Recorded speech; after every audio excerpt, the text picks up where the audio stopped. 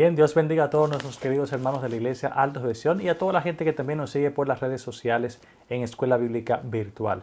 En esta ocasión nos toca hablar sobre el capítulo número 17 de nuestro material de estudio y vamos a tener un tema que está basado en el ministerio del profeta Abdías. Como ustedes podrán haber visto, estamos siguiendo una serie de mensajes que tratan sobre los profetas menores. En esta ocasión trata sobre Abdías, quien hizo una profecía sobre el pueblo de Edom, un pueblo que estaba relacionado con el pueblo de Israel con sus antepasados, pero que al momento se habían dividido. Y lo que vamos a ver hoy es la triste decisión que toma el pueblo de Edom en contra de sus hermanos, el pueblo de Israel. Y esto nos va a servir como base para una enseñanza bíblica que va a hacer que podamos encontrar desde nuestro interior una razón para perdonar y también para actuar según la justicia de Dios con nuestros familiares y hermanos en Cristo. Así que Dios te bendiga, iniciamos nuestra clase y vamos a hacer una introducción para que podamos entender el capítulo de hoy en una mayor plenitud. Bien, para entender entonces la lección de hoy, tenemos que hablar un poco de la genealogía de Abraham. Abraham fue el hombre que Dios dijo, deja a tu casa y tu parentela al lugar que yo te mostraré. Entonces Abraham estaba casado con Sara y Dios le dio la promesa de que iban a tener un hijo, a pesar de que ambos eran de una edad avanzada. Al tratar varias veces por largo tiempo y nada funcionar, entonces tuvieron la idea de que si Abraham estaba con la sirvienta de Sara, que se llamaba Agar, quizás entonces ahí vendría un hijo y este podría ser el hijo que ellos tanto esperaban. Cosa que realmente no fue así porque no era el plan de Dios, aunque de Ismael vino una nación bastante grande. Luego Sara y Abraham concibieron a Isaac. Isaac entonces se casó con Rebeca y de Rebeca vinieron un par de gemelos, Jacob y Esaú, que ellos desde el principio estaban en constante guerra, estaban ahí batallándose en el vientre de Rebeca, y estos jóvenes tuvieron, aparte de esos, dos encuentros que llevó a una diferencia bien marcada entre ellos. En primer lugar, Esaú era una persona que cazaba bastante, Jacob era más de habitar en tiendas, una gente que meditaba todas las cosas. Esaú llega un día con bastante hambre y encuentra a Jacob que está haciendo un guiso rojo y le dice que por favor le dé un poco de eso. Jacob le dice, bueno, yo te lo puedo dar, pero si tú me vendes tu primogenitura. A lo que Esaú accedió y le dijo que sí. Jacob, no siendo tonto, le dijo, júrame en este día que tú vas a reconocer este trato que hemos hecho en el día de hoy. Esaú juró que sí y Jacob le dio el guiso. Esaú comió bastante y para Esaú la primogenitura no tenía ningún valor en ese momento. Dijo, ¿de qué me serviría esto si como quiera me voy a morir de hambre?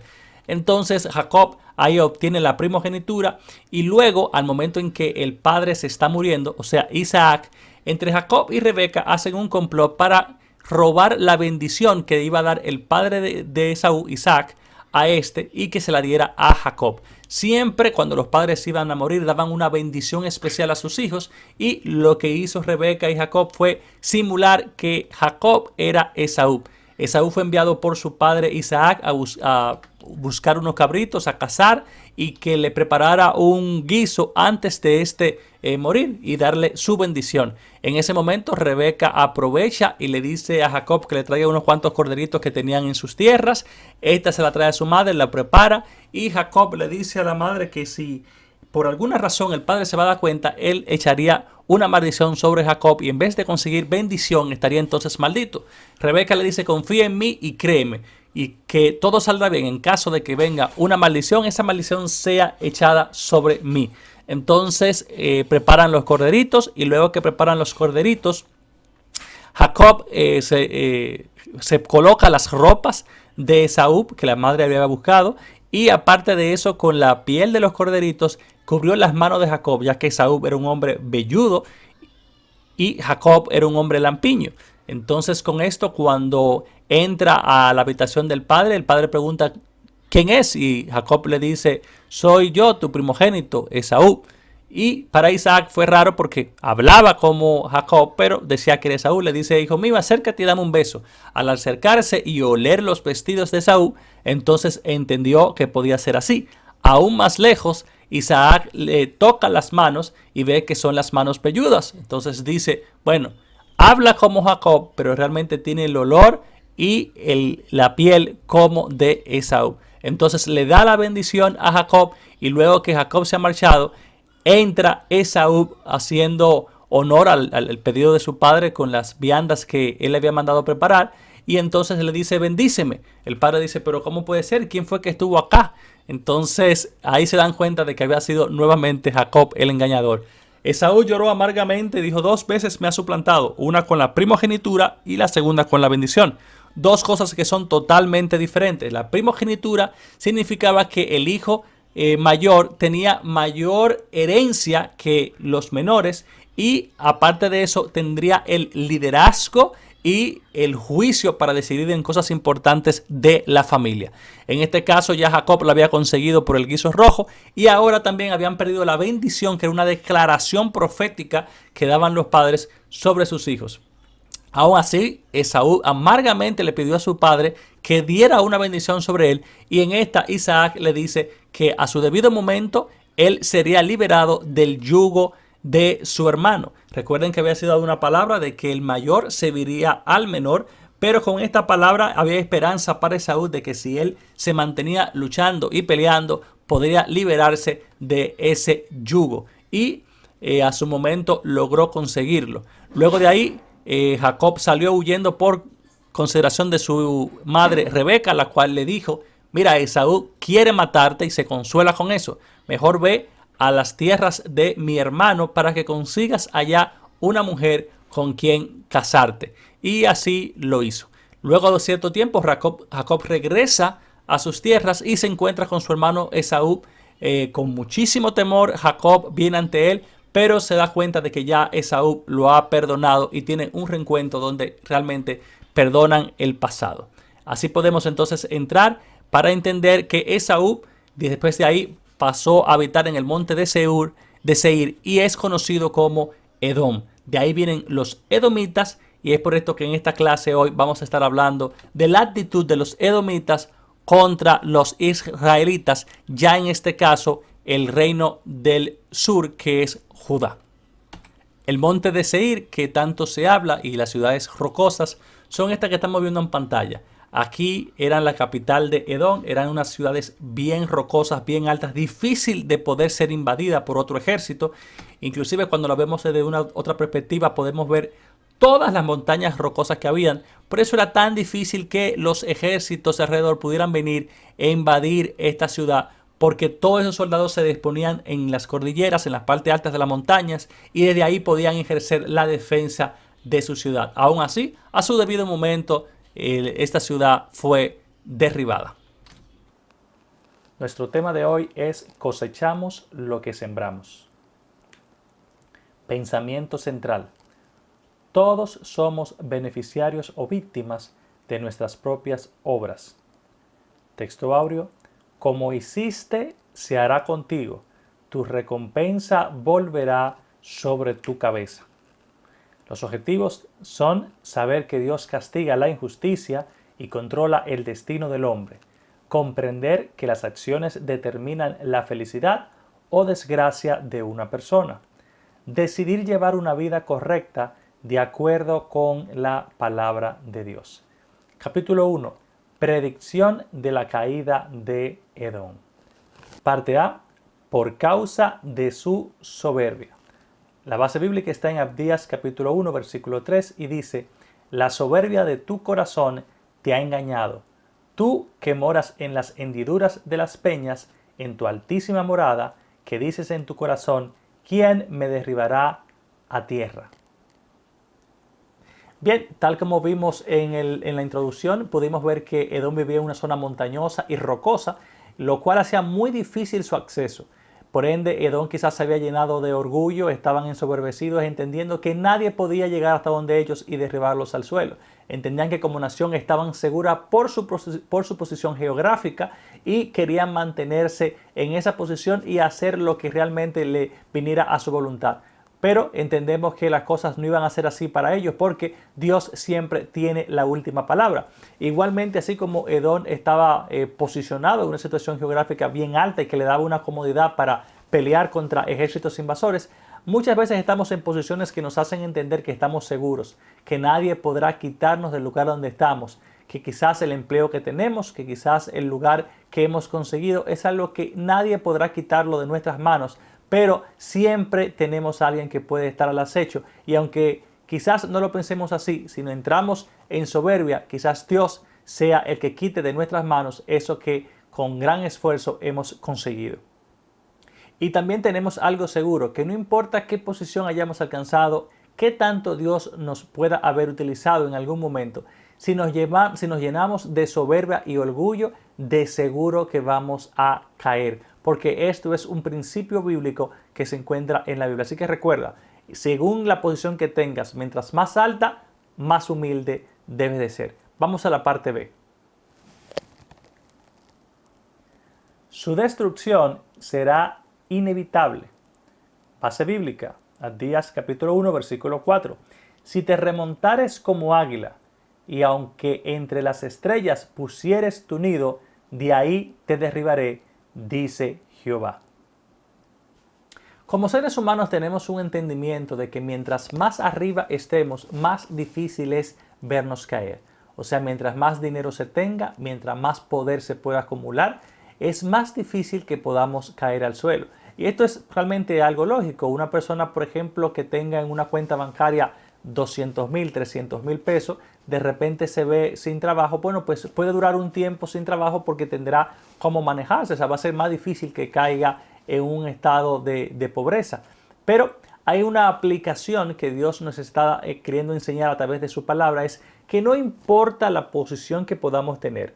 Una vez nosotros hemos entrado en conflicto con Dios, sin importar qué tan alto podamos llegar, como quiera vamos a caer, porque Él mismo se encargará de derribarnos y tirarnos al suelo. Así que tenemos que tener esto bien claro. O sea, no importa lo que podamos conseguir, qué bueno es que podamos conseguir cosas en Dios, qué bueno es que podamos crecer cada día. O sea, la lección no va en contra de eso, ni es el principio bíblico que queremos enseñar. Es bueno que crezcamos, es bueno que nos desarrollemos, es bueno que alcancemos altas posiciones, pero que tenemos que entender que ninguna posición que podamos alcanzar podrá derribarnos. Y a veces es un engaño del enemigo hacernos creer que por la posición en que nos encontramos, con las personas que están a nuestro lado, con todas las conexiones que tenemos, quizás sería imposible vernos caer y que quizás podamos darnos licencia para hacer una u otra cosa que sabemos y entendemos que no están de acuerdo a la voluntad de Dios.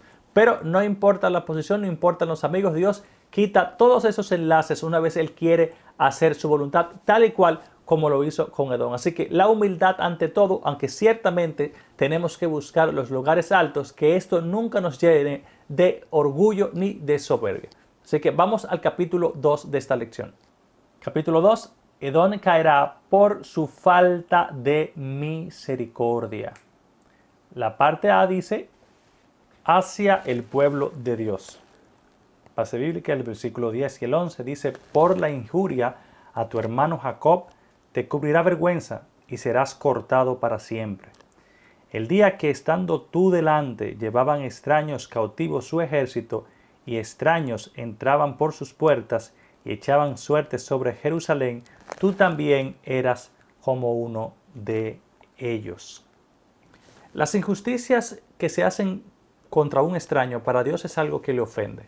Pero cuando se realiza una ofensa, una injusticia contra personas que son familiares o hermanos en Cristo, es todavía algo mucho mayor para el Señor. Es como una ofensa que pasa como a otro nivel. Asimismo, tenemos que ver que cuando nosotros amamos a las personas que nos aman, la Biblia nos dice algo claro, que para un cristiano no hay ningún galardón en hacer esto. Amar a alguien que nos aman, porque eso hace hasta las personas que no creen en el Señor. Pero cuando nosotros como cristianos amamos a aquellos que son nuestros enemigos y pagamos el mal que nos hacen con bien, entonces realmente recibimos galardón en los cielos. Esto nos está diciendo un principio bíblico claro, que nosotros tenemos que hacer lo que va contra naturaleza.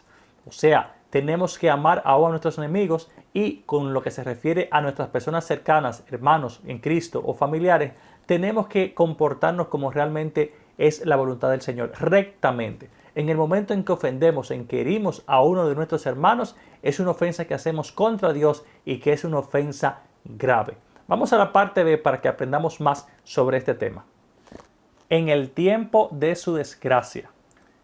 Versículos 12 y 13 dicen, pues no debiste tú haber estado mirando en el día de tu hermano, en el día de su infortunio, No debiste haberte alegrado de los hijos de Judá en el día en que se perdieron, ni debiste haberte jactado en el día de la angustia.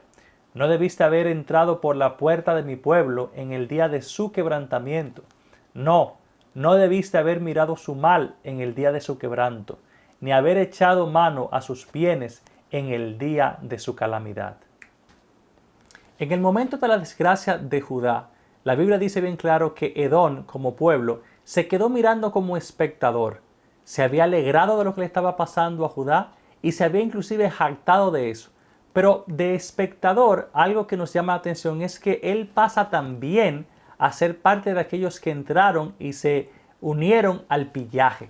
O sea, ellos entraron por la puerta de la ciudad y también estaban robando todo lo que había en la ciudad. Algo que era muy común para aquella época, cuando un ejército grande entraba y derribaba a otro ejército, lo primero era que tomaban el botín, las cosas de valor, oro, plata, todo lo que pudiera tener alto valor era lo que se llevaban. Y luego dejaban despojos que otros ejércitos minoritarios que quizás habían ayudado en la guerra o quizás las naciones de alrededor iban, entraban y tomaban para ellos también algunas cosas que quedaban de los despojos de esa nación. Bueno, pues parece ser que Edom también estuvo participando en el pillaje, o sea, entró y tomó de las posesiones que eran del pueblo de Dios, y eso fue algo que realmente ofendió al Señor.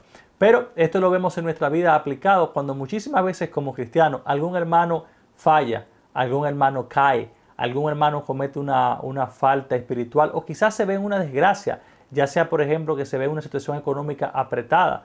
Qué mal es cuando nosotros vemos a una persona en esa posición y lo que hacemos es que nos alegramos, nos sentimos contentos con que eso haya pasado o nos jactamos.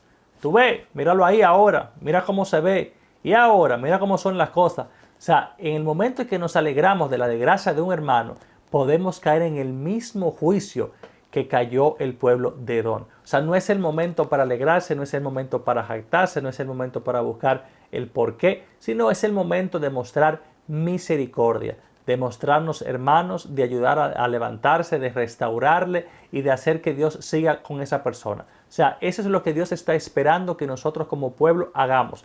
Vamos a dejar que Dios haga las cosas que Él tiene que hacer. O sea, no es nuestra la venganza, sino que es de Dios y nuestro papel en todo eso es tratar de ayudar a la persona caída. Amén. Entonces, vamos a ir a la parte 3 de esta lección. El capítulo número 3 nos tiene unas grandes verdades también encerradas que debemos aprender sobre el profeta Abdías. Capítulo 3. Dios retribuirá con justicia. La parte A dice la maldad del pueblo y la oferta divina. La base bíblica está en el versículo 15. Dice, porque cercano está el día de Jehová sobre todas las naciones. Como tú hiciste, se hará contigo. Tu recompensa volverá sobre tu cabeza. Aquí nos dice que cercano está el juicio de Dios sobre las naciones. Y podemos ver que realmente Dios hizo juicio con todas las naciones que estaban alrededor de su pueblo y que habían hecho lo malo delante de él. Pero también Dios hizo juicio con su propio pueblo. Así es. ¿Por qué? Porque Dios había dado muchas advertencias a su pueblo de cómo tenía que hacer las cosas y el pueblo no obedeció. O sea que el mismo pueblo de Dios no estaba exento de haber recibido también el castigo divino. Asimismo, en nuestras vidas podemos ver esta misma aplicación de que Dios hace juicio con cada persona. O sea, todo lo que nosotros vamos haciendo es lo que vamos a ir recibiendo. Si hacemos algo mal, Dios hará juicio sobre nosotros. Y algo importante que nos dice esto es que según lo que sembremos, eso mismo vamos a cosechar. Si tú eres una persona que siembra amor, vas a recibir amor. Si eres misericordioso, vas a recibir misericordia. Si tú eres una persona que traiciona, una persona que eres iracunda, una persona que tratas mal a los demás, eso mismo vas a recibir. Todo lo que nosotros sembramos, eso vamos a cosechar. Así que yo creo que esto es como un aliento a que tenemos que cambiar la forma de ver las cosas y comenzar cada día a sembrar más amor, porque entendemos que lo que necesitamos es amor y así mismo vamos a sembrarlo para que podamos cosecharlo. Vamos a ayudar a los otros, vamos a tener misericordia, vamos a ser solidarios, vamos a ser bondadosos, vamos a hablar la verdad y vamos a tratar al otro como nosotros queremos que nos traten. Vamos a la parte B, que es la parte final de esta lección. La parte B dice, a los que actuaron bien. El versículo 17 nos dice, Mas en el monte de Sión habrá un remanente que se salve, y será santo, y la casa de Jacob recuperará sus posesiones. Aquí vemos que Dios está diciendo que habrá un grupo de personas que serán salvos. Y ciertamente sabemos que parte del pueblo que quedó vivo fue llevado al exilio a otras tierras, y estando allá en esas tierras esa gente se preservaron y fueron estas personas y también sus hijos los que luego pudieron regresar y fundar nuevamente a Israel como nación. O sea, aunque el pueblo fue destruido, Dios tuvo misericordia de ellos y los preservó para que nuevamente pudieran volver a su pueblo y comenzar a reconstruir nuevamente esta nación. Esto también tiene una explicación en nuestras vidas. Muchas veces vamos a estar en apuros, vamos a estar en sufrimiento. Quizás no lo buscamos, quizás hicimos algunas cosas que nos lleva a que el juicio de Dios caiga sobre nosotros, pero tenemos que tener algo claro. La misma Biblia habla de juicio. Cada vez que habla de juicio, habla de la acción del hombre, de una acción que Dios corrige y que el hombre no decide apartarse de ella. Si hemos caído ahí, tengo que decirte que aunque Dios nos castiga, siempre lo va a hacer por amor y Él mismo tendrá misericordia de nosotros y nos ayudará a levantarnos. Aquí dice bien claro que el pueblo de Israel nuevamente recuperará sus posesiones. O sea, lo que ya había perdido en algún momento le será restaurado. Y esta es una frase muy importante, la restauración, porque Dios restituye, Dios restaura. Dios permite que lo que hayamos perdido vuelva a nosotros. Así que quiero invitarte a que tú confíes en la misericordia de Dios y que entiendas a través de esta lección que no debemos estar sembrando cizañas, chismes, contiendas, sino por el contrario que debemos estar siempre sembrando la unidad, el amor, la misericordia, la bondad con nuestros hermanos para que también nosotros podamos recibir eso. Y que en el momento del agravio, en el momento que nosotros estemos en una dificultad, pues que Dios vea la forma en que hemos actuado y que Él tenga misericordia de nosotros. Recuerda que nosotros dependemos de Dios. No importa la posición que podamos haber alcanzado, no importa lo que tengamos, sea materialmente o sea algo que una posición en nuestra familia o el empleo que tengamos, siempre tenemos que tener una actitud humilde porque Dios está por encima de todo. Y asimismo, como Dios nos ha hecho subir, puede hacernos bajar. Así que vamos a mantener lo que Dios nos ha dado con humildad, con misericordia, con templanza y haciendo bien a los demás. Y recuerda, todo lo que tú siembres, eso mismo cosecharás. Gracias por estar nuevamente aquí en Escuela Bíblica Virtual. Nos vemos el próximo martes con otra lección que transformará nuestras vidas. Dios te bendiga y Dios te guarde.